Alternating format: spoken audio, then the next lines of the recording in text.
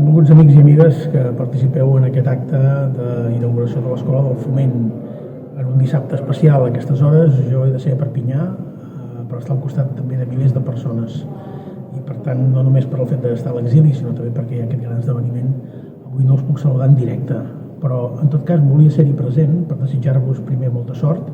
donar-vos les gràcies d'aquesta iniciativa i encoratjar mares i pares, famílies de Girona, que entenguin que aquesta aposta per la cultura tradicional i popular,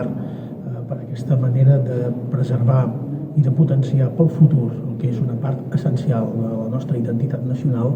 és molt important que compti també amb la col·laboració activa, tant per activitats extraescolars com per programacions en festes, com per la feina que s'ha de fer en la dinamització dels barris de la ciutat. Posar-hi aquest accent, posar-hi aquest coneixement és no només